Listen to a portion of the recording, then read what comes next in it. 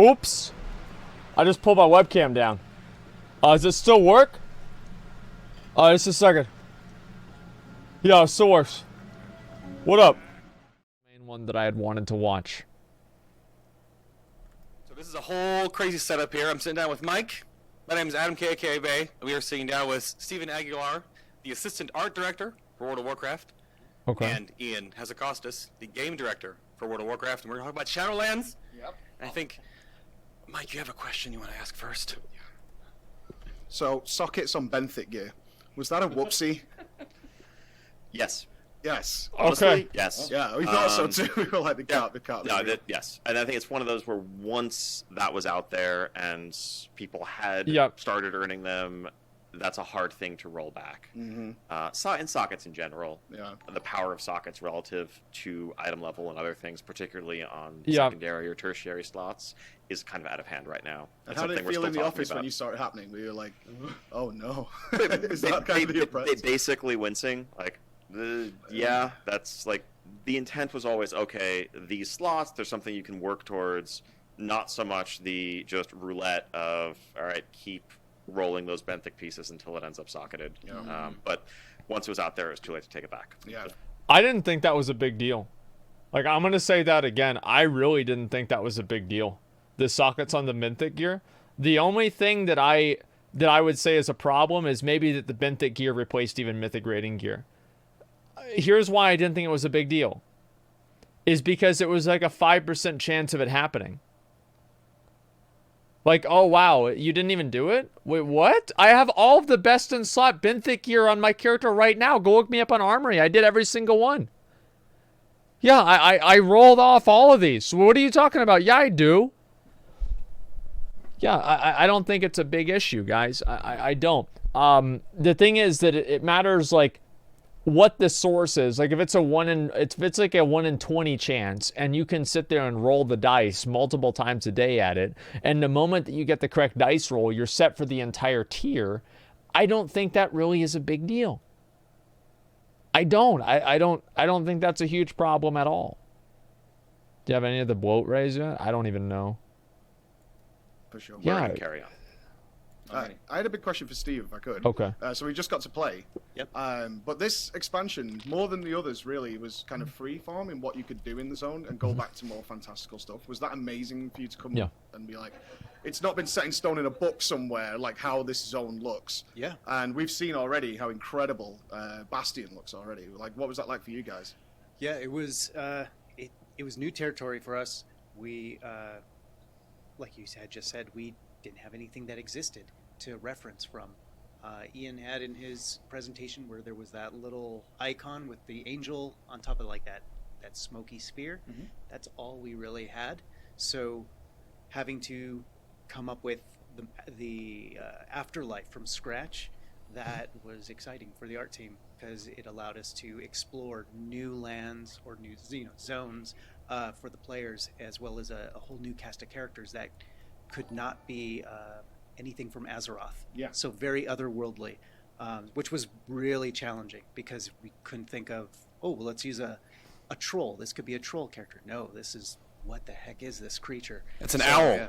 Yeah, there you go. Or an owl. Yeah, a little owl guy. So yeah, it's been really fun coming up with all of it. I can tell. Like, we walked around Bastion, and you're just like, okay, they had fun here. The trees look painted. In the design. Yes. So, yeah, that's awesome. We'll bounce back to Steven just a little bit. I'm sure we have a lot of burning questions for Ian. Well, we put us in with both of you, and we're like, Mike, what are we got to have some. So we have a couple of things broken down. So Ian, Covenant questions first. Some of these might be simple to go through and to get some clarifications on things, because the blue post just went out. Okay. But the passive and active abilities from Covenants used everywhere in the game.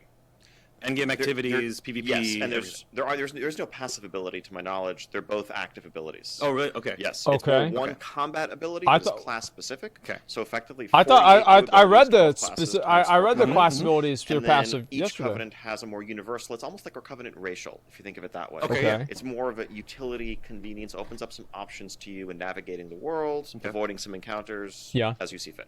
Alrighty. How hard will soul binds to Covenants be to respec?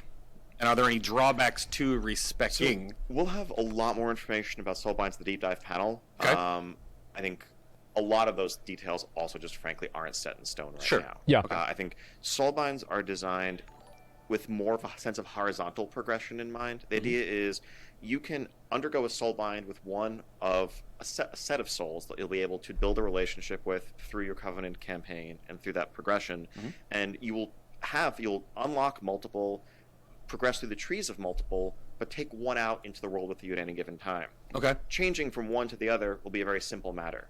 Now, if you've made choices within their individual trees, those are the sort of thing that's likely to be respecable, but not quite as fluidly. Okay. But we'll see how it plays out and how it feels, really. But he's mostly wondering about how locked are you. You said permanent as a choice, but obviously that would be a problem with like locking a certain spec and class into a certain hierarchy depending on endgame numericals and things. That's all we're wondering. When I said when you say permanent, what do you mean? Well, if you with pick reference to what? Like if you pick one covenant, that's that character's covenant forever. Okay, it's not. Oh, that's a permanent. good question. It is That's a really good question. Weighty choice. A weighty choice. Think Aldor Scryer. Right. If you Okay. regret your choice, you can change it. You don't have to re-roll your character. Right, But okay. it's very actively not. I'm going to be Venthyr for this boss Yeah. and Kyrian for this boss, and then respect to Night Fae for my Mythic Plus tonight. Okay.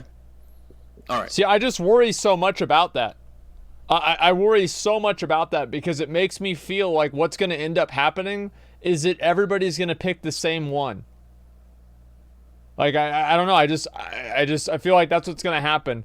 And I don't know how Blizzard is going to be able to handle that. So there will be. We'll you see. can't just do it. To talk about willy-nilly. that? I think so. But they will be able. You still be able to. You will be able to, at a cost. It's not Sure. something to take lightly. It's more there to solve the I regret my choice. Okay. My friends are having more fun or Mm-hmm. whatever else. I want to experience what that's like, but definitely not I'm just going to casually go back and forth between these. Okay. You want to get? Yeah, so on that note, obviously, most of my questions are about the top end, is Sure. where we would go. I'm shocked. Yeah. What steps are you taking to avoid people feeling pigeonholed into certain covenants? Good like question. We saw with Aldor and Scryer, Yes. and even Lower City, where you focused that reputation. Totally. Because I felt like you were announcing TBC, actually, most of it. Obviously, we look at things and go, well, that was just so much better. We all have to go more, if there is one, or Bastion or whatever. So, I think we're definitely mindful of the fact that when it comes down to a simple choice, Yeah. there's going to be a mathematical right answer. As well as Okay. we might want to balance a talent row, there's going to be the one that sims best, or certainly for a specific encounter is the right answer there. Yeah. Where I do think we actually can attain fuzzier choices is where it's a lot of options, a bucket of many choices together. Like, which is better, this talent or that talent? That's answerable. Which is better, mage or warlock? It depends. I know sometimes someone might argue that there's a specific answer to that question, but broadly, if someone asks you what class you should play, it really does depend. They have strengths and weaknesses. And when a covenant is the sum of a range of perks, a couple of active abilities, soulbinds which each have their own traits within them that are tunable, we feel confident that we can get to a point where there isn't a clear-cut right answer, where it's like, oh, if you're a warrior, if you don't pick Venthyr, you're screwing up. That actually is a good answer. That's a good answer in general. I like the perspective that he's taking. So what he's thinking about doing is making the covenants give multiple abilities and multiple bonuses. So it's harder to decipher which one is the best because each one affects your character in different ways. That's actually that's like a 200 IQ solution. I mean, like that's good. I like that. I don't know if it'll work, but it's a good perspective to have. Now, in a specific situation, is there likely to be a good answer there? Yeah, of Yes. course. But broadly, we want to make sure that no one feels like they made a clear right or wrong choice. Okay. And I know that's easier said than done.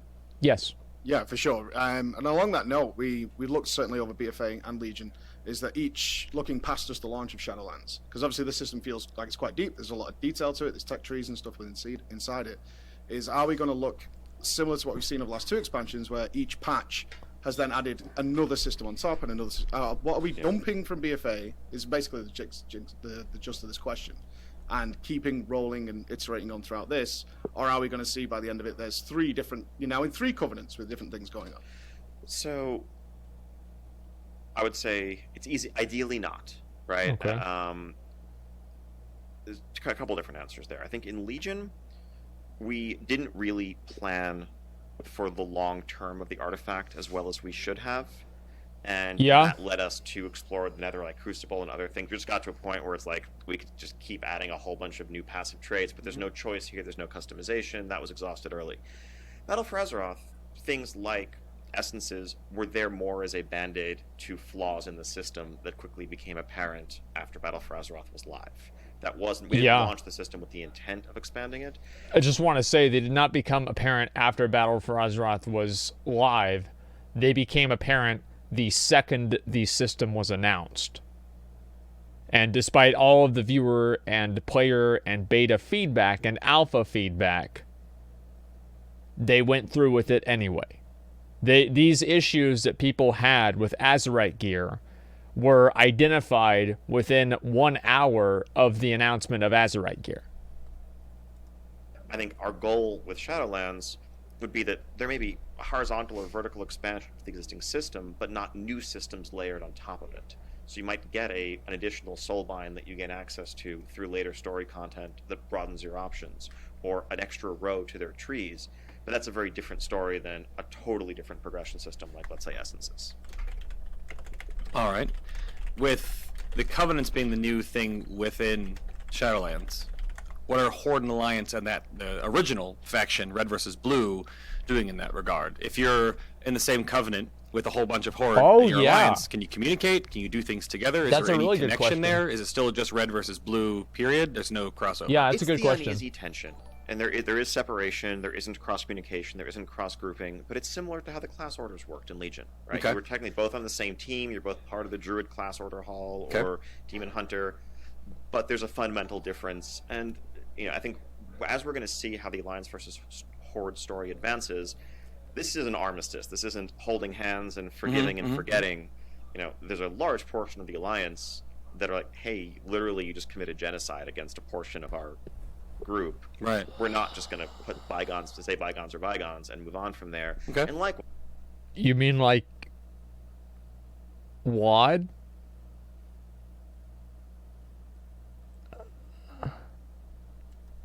there are a Horde that harbor long-held grudges. But it's moving away from a period of open warfare back to the state of uneasy tension that a lot of Warcraft has seen over the years. When we're fighting the Lich King, fighting Deathwing, we set differences aside where it makes sense. Okay. But at the end of the day, Alliance and Horde is a foundational pillar of the Warcraft franchise. That's right. And the moment they are That's fucking truly right. united in a long-term sense and there's no barrier there, I think we've lost something that makes Warcraft Warcraft. So War Mode stays. War mode definitely stays. War mode Good. stays. All right. Expected. And then I guess we have to bring up the new AP, I suppose. 'Cause Okay. You brought up Here the it artifact is. power grind is gone or going away. But what is anima? And so it starts with an A. So what are the key differences? It's anima How points. do we get Let it? me tell you all about anima power. Yeah. And- No, he said it. No. Okay. Yep. So I knew it. Told you guys. We have a lot of questions we're still figuring out here. But philosophically, I think it's moving away from a place of open-ended, infinite progression with diminishing returns that almost dares the hardcore to see how far you can push it. 3 million residuum. Yes, which is For all, example. all turning into silver. Yes. In the near future. Thank you. You're welcome. Thank you. Let me- Thank you. I want to listen to that again. Sorry, I want to make sure that I hear very clearly what he said there. But philosophically, I think it's moving away from a place of open-ended, infinite progression with diminishing returns that almost dares the hardcore to see how far you can push it. 3 million residuum. Thank God. Okay, all right. I misheard that, and I thought that's what they were doing with the with the residuum. Or sorry, that's what they were doing with the anima stuff. But no, that's the exact opposite of what they're doing. Thank fucking God. Holy shit. Am I gonna have a BIS list in Shadowlands?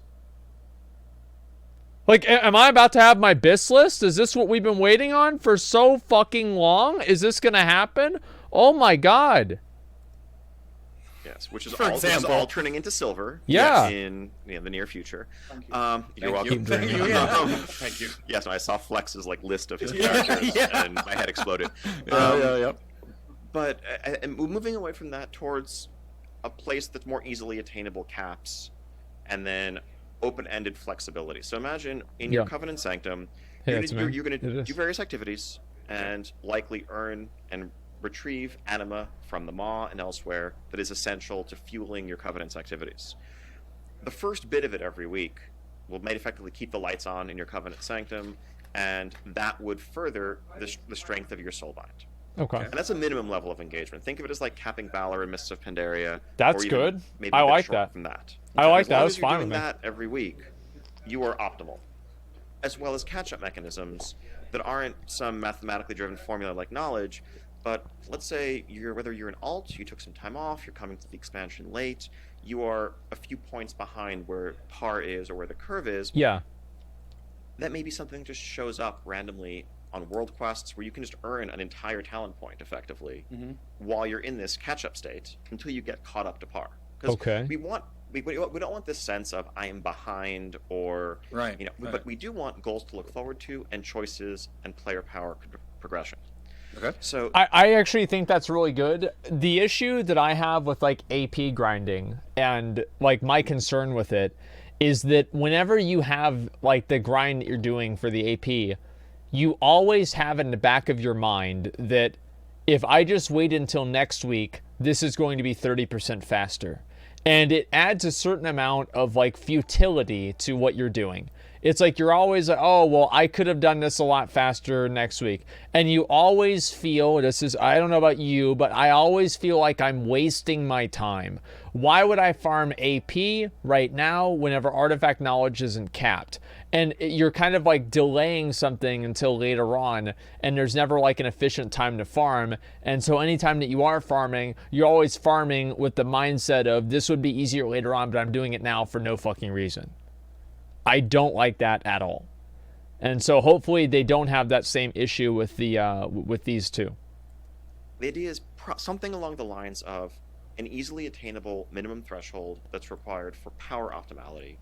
And then any extra that you get can turn into utility, cosmetics, things that aren't making you hit harder or making your purple parses into orange parses in the raid. That's the bottom line. There's a whole different psychology there. Yeah. Okay.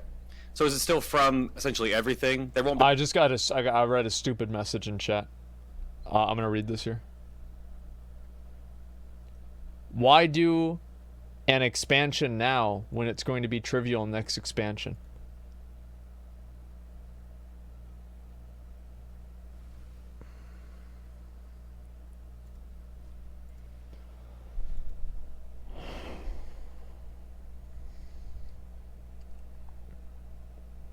Because the next expansion isn't coming out next week. That's why. It matters how long it's going to be between point A and point B. If you work your ass off for an item that's going to be good in the game for a year, that feels better than working your ass off for an item that's going to be 30% worse next week. That's why it's different. Everything is fleeting, but whenever you're literally seeing your time fleeting away every week on a 30% basis, then yeah, you start to feel like you're wasting your damn time. Like an island's version of anima dump every week? It's just sort of from every activity, or to be decided. I think we wanted to have some theming to it, but a broad range of activities. Certainly, no matter what your play style is, since this is a universal system, you should feel like you can keep up and play the game the way you want to play it without being forced into activities you don't necessarily enjoy. Okay, that answers a bit of a question later on. Okay, we'll throw it to Steve, and then you want to ask. You can talk about Torgeth. Yeah, sure. But so Steve, this is kind of veiled as like one of the positive memes in the community, and we bring it up a lot when we see everything. And I was sitting on the media platform with Mike watching the Shadowlands reveal trailer, and we basically just nudge each other. It's like, oh, this is the positive memes. Here we mean? Go. So what? Yeah. So what do you guys feel internally, or what do you share around the office, or how do you just feel about the community's perception of just like, oh, it's always the art team sort of carrying this or moving this forward, changing the state of the game, because you guys have always made some incredible scenery. The landscapes we're in, the dungeons, the raids. I mean, you just tested Nyalotha Oh, And fantastic. Yeah. this is a waste of a because you're always question. way ahead of where we are experiencing. such a waste So of you a have to like question. roll back each time to sort of like relive. Oh, we made that a year ago, and they finally get to see it. Like, what do you guys do to catch up with all that? Oh gosh. I think we just wait until it hits like PTR. Okay. When once it's out there and the public is actually starting to play it and Mm-hmm. they have some feedback, that's where we sort of return to it and just sort of keep it, start to address like anything that we see. Oh, they're reacting negatively to a particular thing that we created, like whether it's an armor set or maybe it's an effect for one of your abilities, you know, and it's like, oh, maybe it just doesn't look right for a paladin, and we'll go back and we'll make those changes. But that's usually like Ian will come and we'll sort of discuss those things. Okay. Okay. But for the most part, yeah, it's like we'll Okay. finish it, and then right when they get to it, it's exciting to see. Okay, they're actually playing through it. What are their thoughts with all of No, actually, you know what? That turned hard into a work good that the question. team put Yeah, together? it did. Like It's a good answer. Nyalotha, like that was challenging. That skybox was amazing. Yeah. The raid is a zone. Yes. Not just like Yeah. you know, like Uldir was like That was it's just a tower under the ground. Yeah. But Nyalotha is a zone. Yes. And seeing like that giant tentacle up in the, or tentacles up in the sky, wherever you're looking. Just, We actually saw that accidentally because we accidentally killed the boss. We Oh. clicked a thing, there's a shiny thing, and then we're like, whoa, okay, now this is Nyalotha. There it is. yeah, yeah. So that was very challenging to try to figure out. Okay, how do we make it look like you're in this world or in the mind of N'Zoth. Of an old So god, that yeah. was- That's a lot. yeah, that was something, again, like we were trying to figure out what would that look like, and how do we make it feel like your mind is being messed with as well. So I think that was one of the important things that you had. Yeah, us it's pretty hard to can do. Pull this off. You know, this is very important because that's a key story element. And the follow-up to that, I don't know if this is directly your department on this, but the new character customization creation, does that mean Ooh. that the entire overall arcing Ask structure about boob has been size retooled and sliders. updated? That's been a huge ask in the community for a long time, that the character creation, essentially the engine, Ask is about the what's being boobs. updated. We can't see it on the media floor right now. It's not something that's implemented, but is that wholly reworked, or is that just like more tickers to unlock Okay. every preset, essentially? Right now, we're still discussing what Okay. that's going to look like, because now that we're actually having that artwork created, we're starting to figure out, okay, we're going to need to open up more slots for, you know, the customizing, like picking your customization. So it's still undecided right now. We're still thinking about it and coming up with some new ideas, because we definitely want to at least make a visual change to things. That'd be great. I wonder how that's gonna work with the armor sets and everything. Like, yeah, give me titties. Well, I'm okay. Like, if they want to have like equality, right? And so like for a boob size slider, I have to also have a dick size slider. I think that's a win-win. Like that's a win-win. Like I'm totally okay with that. Like we have a boob size and a dick size slider. We're using both of them at the same time. I mean, that sounds great. That sounds great and amazing to me. Okay. Okay. I think on that, I think the current plan is, I mean, it's not. WoW is never going to be a game with sliders. You can pick, Well, no, you know, yeah. how long you want your nose to be and all of that. There is definitely a lot of under the hood engineering work to Man. remove old limits, to separate out things that were tied to each other, Man. to really unleash the art team's potential. That's just what I was talking about. I wanted to touch on some of the philosophies you're going into Shadowlands with. Sure. Certainly a lot of the features that came with BFA we felt required, and you touched on this a little bit. Yeah. And kind of continued on there. Is that something you're actively working against in Shadowlands, saying... so we looked at Torgath, the tower, which Yes. looks fantastic, but some It's people cool. won't like it, obviously. But is it linked to, say, the legendary crafting system? It is. So even if you like it or not, you have to do it. Yep, that's right. If you want to be optimal, yes, you have to do it. And that's fine. There are certain things in the game that you should have to do. I think Blizzard is too afraid of making people have to do things. I believe that. Like, I mean, this is what I liked about the Essence system. Is you want all the good essences? Go fucking do Arena, bitch. Go fucking do Mythic Plus. Now go do World BGs. Okay, alright, that sounds good. You had fun with that? No, you didn't? Well, fuck you. Go do a World Quest again. Oh, wow, you want your bonus single target damage? Go do the raid now, motherfucker. And you've got to go do all kinds of different shit. People sell booze for gold? Hey, dude. I mean, listen, man. Like, the thing is that giving people these extra things that they can fucking do it's cool. I consider that a huge fucking positive. And I want to see a lot more different elements of the game that maybe aren't necessarily required. But if you want to be good at the game, I think the Essence system it encapsulates a lot of what I want to see the game be. And I know that some people, the Essence system isn't a big thing with them. They don't like it a lot. But personally, I love the Essence system, and I think that Blizzard did a great job by making it. And I like to see more content that follows that same paradigm design, like that design paradigm. I think now, how much do you have to do it? That's a much more flexible thing, right? I think we want to have reasons for people who love it and just want to go in for the intrinsic enjoyment to feel like that's worth their while.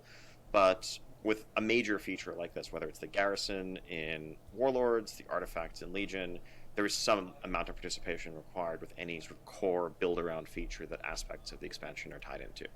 And where do you draw the line between this is now a chore versus this is something that we think is it's a time investment, right? Like how do you differentiate? Yeah, it's the amount of time do you take? I mean, hopefully keep it fun. I know it sounds simple, but yeah. I think a lot of that has to do with variety and replayability. If you enjoy it, it won't feel like a chore. It's a good point. It's an activity that every raider who's trying to be competitive pretty much does their weekly Mythic Plus. Mm-hmm. And there is enough variety from week to week that I think that experience stays relatively fresh and interesting. Even if dungeons aren't your favorite activity, it's not something that I've heard a ton of complaints about, I have to do one dungeon every week. Yeah, it's not a big deal. Different dungeons. You're right, it's not a big deal. It's also a system that clearly we've seen some people can put dozens and dozens of hours in a week into because it's just inherently incredibly fun and rewarding for them.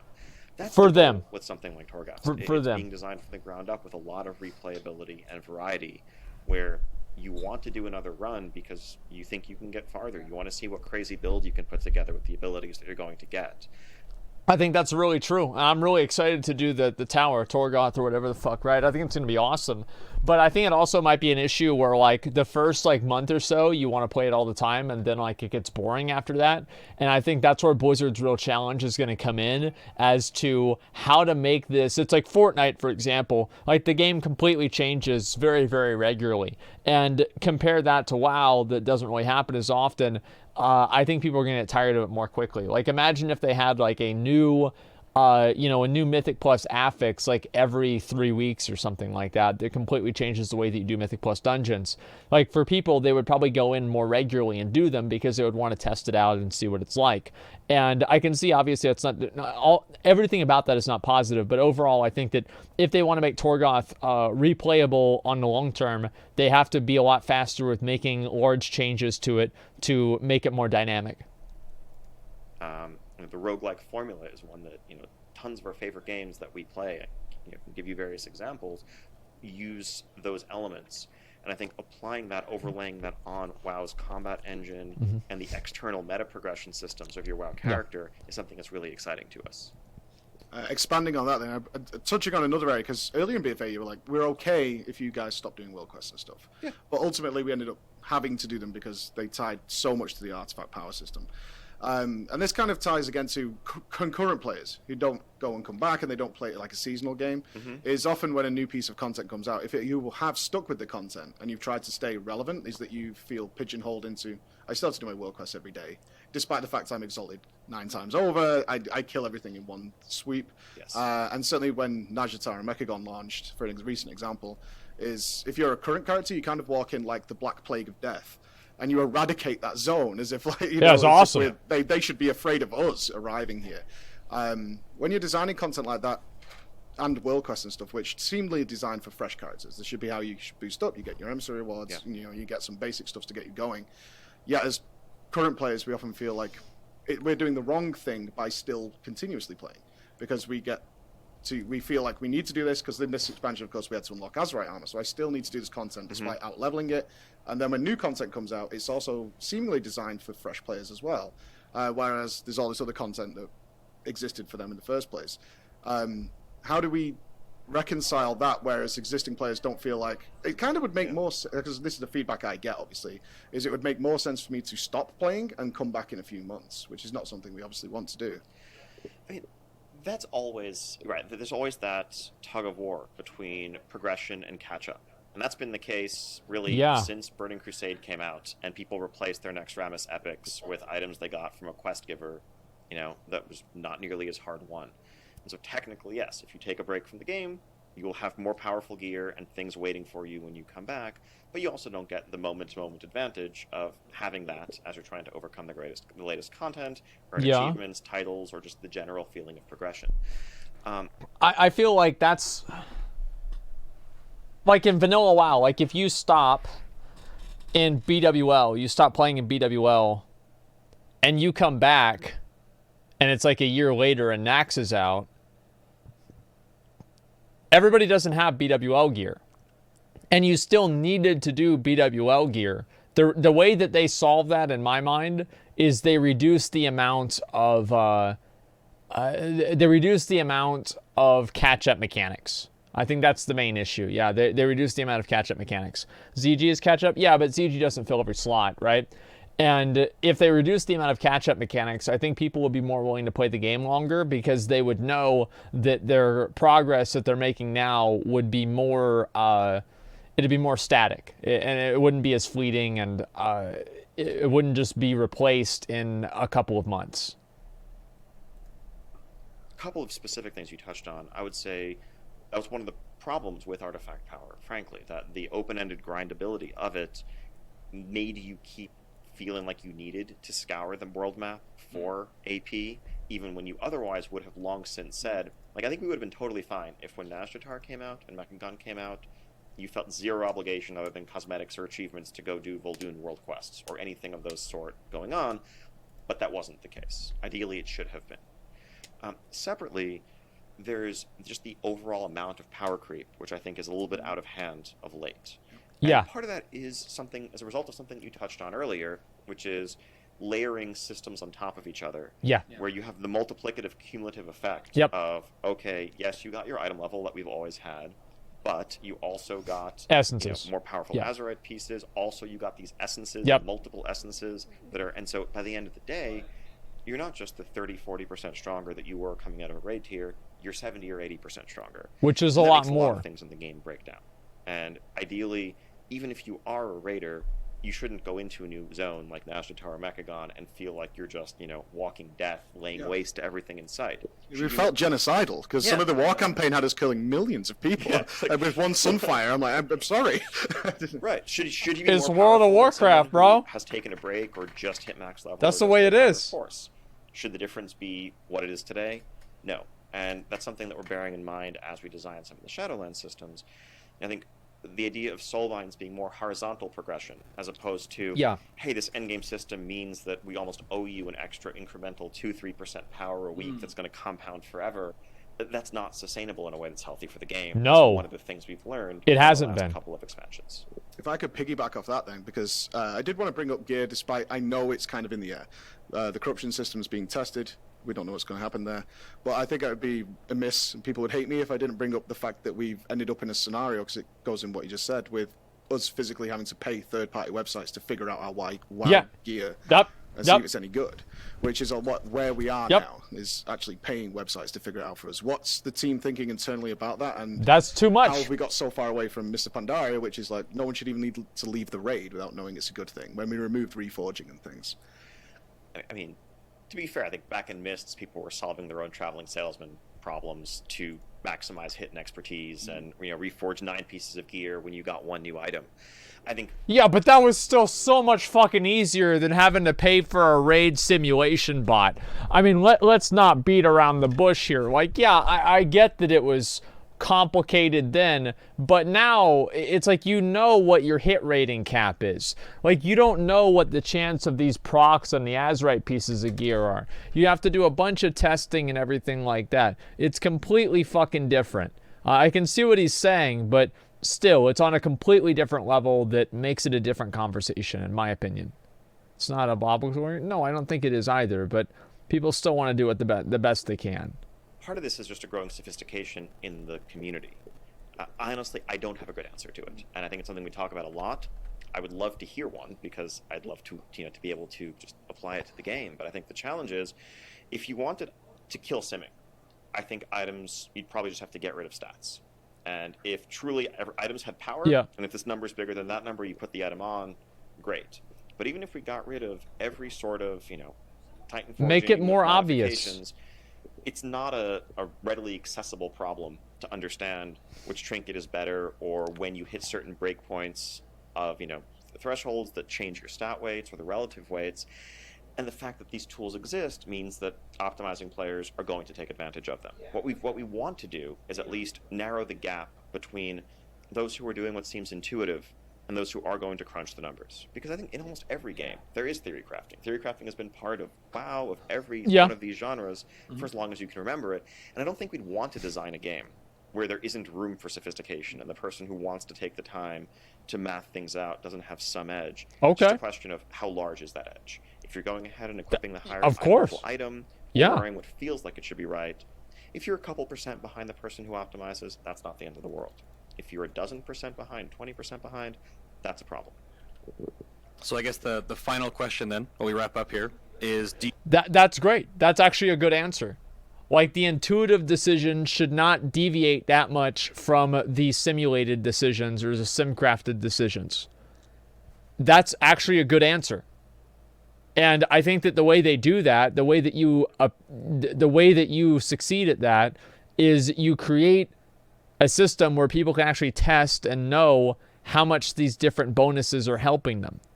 It's return for casuals. Well, not everything in the game has to be for super hardcore people that take themselves seriously and want to spend all day simulating DPS. I mean, it's not. It doesn't always have to be like that. We need one more healer, by the way, for our runs. If there's a healer that wants to come to our ZF runs, please go ahead and message me. If as gear customization is a big part of this, is tier gear staying or coming back? Okay, or just is tell there me, a new Ian. style of gear? Just say it. You don't know yet. TBD. TBD. Okay. Yeah, I think sets, I think, are fascinating and something we want to continue exploring. Okay. But part of what led to us moving away from class sets, some of it was exploring different aesthetics, but another part of it was just looking at how itemization and the availability of items has changed over time in WoW. When sets were first introduced, and Classic is a very readily available reminder of this. Yes. People working for weeks and months to cobble together a full class set, it being a journey as you progress through the raid zone. With the increased number of loots that bosses drop, multiple difficulties, etc., class sets had gotten to a point where it was a box that you ticked often like 3 weeks into a tier, even more so with, master looter or loot trading and bonus rolling the bosses that had the tier pieces you wanted. You almost felt incomplete before you had your set. And then for the remainder of that tier, those slots were dead because you were never going to consider a non-set piece in a slot that shared a set piece. And so what was that really doing for us? Like, there's a cool fantasy to completing a set. Yeah. But what it had turned into in practice was very far removed. It was like a shopping from list. The long-term goal, and was instead actually limiting options. And so that made us take a step back. Let's say, let's put this on pause for a bit. Yeah. We'd love to get back there one day, but we also want to do it in a way that we feel makes sense for the game as a whole. Okay. So we'll find out more about that when beta starts. So beta date? No.